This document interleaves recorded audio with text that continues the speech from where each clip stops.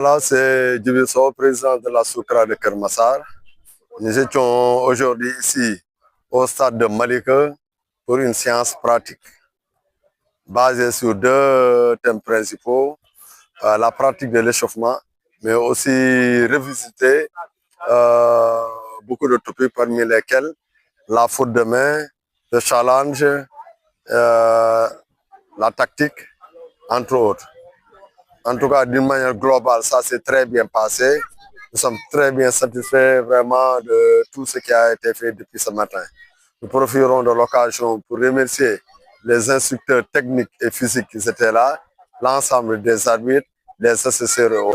La Soukra n'est rien d'autre que la sous-commission régionale des arbitres, et particulièrement ici, la sous-commission régionale des arbitres de Kermassar. Notre objectif, c'est dans 4 ans, au moins accentuer notre Soukra sur la formation.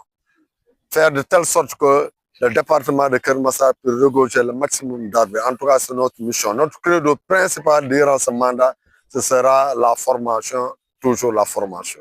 Et le but de cette séance, c'est de tout simplement viser certains topics. Vous savez que l'arbitrage est universel, que les arbitres de Kermassar soient au même niveau que les arbitres des autres départements et sur le plan national. Mohamed Gueye, instructeur technique de la Soukra de Kermassar. Donc, quelle est votre appréciation par rapport à la appréciation bi sant yàlla alhamdulilah ndax en ce moment arbitrage dafa war a li ñu naan on doit parler le même langage arbitrage bi ngay gis fii moom ngay gis ailleurs kon donc pour ñu arbitre bi warul di désigner fii benn action kële aussi du ko désigner du ko siffler arbitre bu siffler fii li am fii moom moo war a am ailleurs looloo tax tey objectif bi mooy def nañu incident la surface de réparation mooy lépp luy xew dans la surface de réparation arbitre bi ni mu koy siffler fii keneen noonu la koy siffler bu amee faute penalty boobu moom mooy valable à Louga mooy valable Diourbel mooy valable Casamance mooy valable au niveau international kon donc def nañ tamit aussi faute de main bi li muy jàngale mooy parce que faute de main léegi daf indi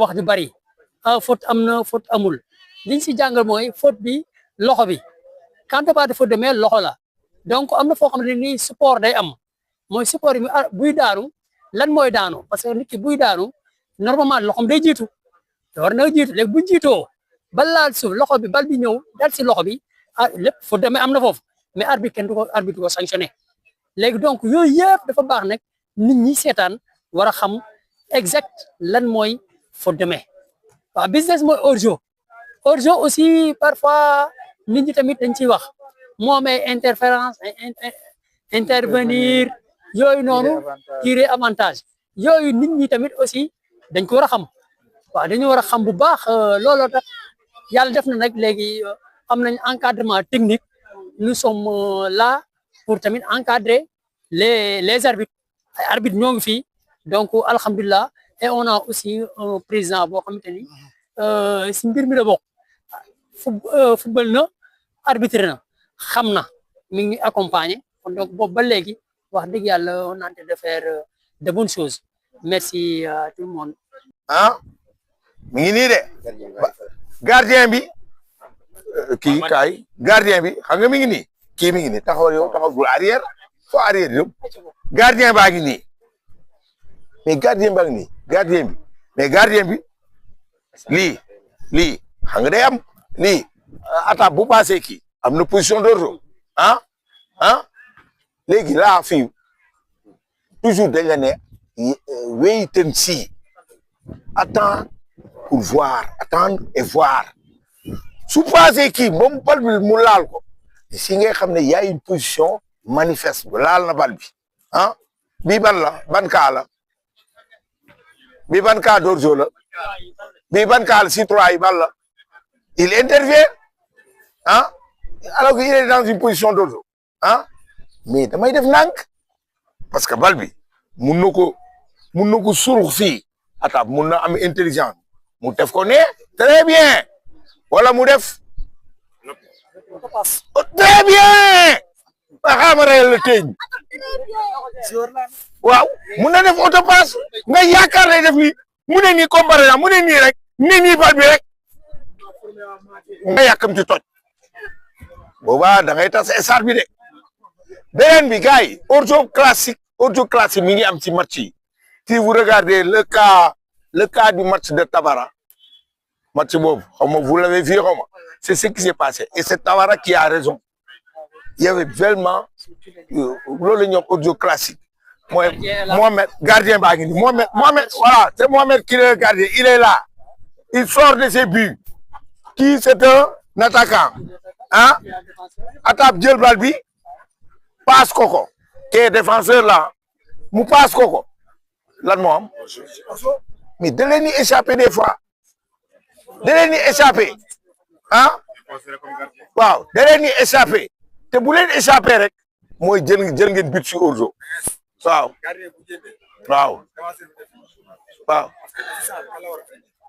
gardien bu génn kan gardien bi il est considéré comme un gardien.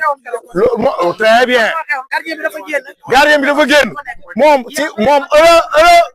ci gardien bi la war a taxaw mais nag xam nga des fois da ngeen leen comprendre man j'ai compris sa réaction tardive parce que ñoom kit la ñuy wax ñoom kit lañ tàmm dañ tàmm kit ñoom dañ tàmm kit ba nga xam ne des fois loolu da leen di kii moo tax dañuy teey teg parce que ñoom VAR moo leen may loolu bal bi mun na dugg après ñu soog a yëkkati hors-jeu la dégg nga donc voilà très bien donc concept yooyu ngeen di xoolaat ngeen jàpp ngeen dal un assistant quand il est calme il est posé il a une bonne lecture du jeu hors-jeu du ko rëcc mën nga gëmb sax di jàpp hors-jeu parce que lecture du jeu la kii dem na fi d'ailleurs on vous a facilité la chose ñun on n'officiait pas comme ça comme vous maintenant yéen vous officiez avec maillot différent culotte différente bas différent yéen loolu ngeen am léegi ñun da nga daan gis kii sol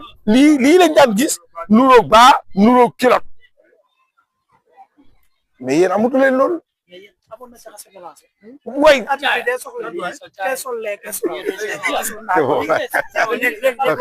Ibrahima Ndiaye arbitre international de futsal donc Soukra de Keur Massar mais milité si Soukra de Keur Massar donc ce que vient de dire Mohamed donc on a travaillé sur des ateliers sur la main et sur les fautes au niveau de la surface de réparation donc toujours pour harmoniser les décisions comme l'a dit Mohamed on doit harmoniser les décisions de telle sorte que les arbitres qui se trouvent au niveau national puissent prendre les mêmes décisions sur une même faute commise. Donc c'était ça l'essentiel. Donc tous les arbitres étaient présents, on a fait un bon atelier. Ensuite, ce sont des ateliers qu'on doit pérenniser parce que l'arbitrage, c'est la théorie et la pratique. Donc si on va en instruction, on fait de la théorie. Donc tous les cours qu'on a fait en théorie, on doit les matérialiser sur la pratique pour pouvoir prendre les bonnes dispositions et préparer les arbitres au match. Parce que vous voyez, il y a les championnats de niveau national et le championnat Ligue 1, Ligue 2. Donc tout cela, il faut que nos arbitres soient prêts pour faire face à ces matchs-là. C'est ce qu'on est en train de travailler et d'autres séances vont suivre, quoi, Inch'Allah. Quelle est votre appréciation? Regret ou satisfaction? Non, satisfaction, parce que tous les topics qu'on avait fait au niveau des cours, donc on a fait la pratique. Il reste quelques corrections quand même. On a quelques corrections des arbitres par rapport au déplacement, par rapport à la position, au signalement des drapeaux. Donc tout ça, donc au fur et à mesure qu'on fait des pratiques, on aura l'occasion de corriger. Mais oui. autant on voyait que c'était les hommes qui étaient arbitres. Maintenant, on voit des femmes. Et quelle est votre opinion par rapport à ça? Oui, on a fait que saluer l'arrivée des dames, autant pour moi, parce que c'est un plus. Parce que comme il y a le foot féminin, donc elles occupent une part entière au niveau du foot féminin. Donc on a des arbitres districts, ligues, dames, et on espère avoir des fédéraux aussi.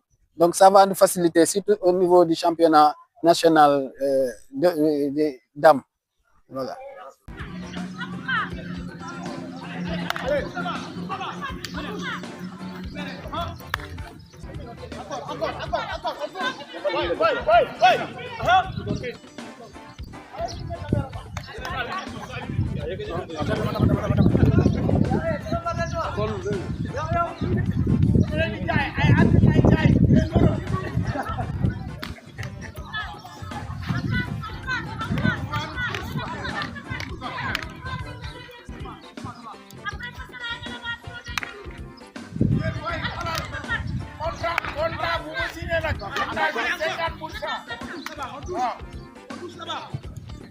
yéen ñëpp dama leen di jaay rek. waaw. xaar xam nga.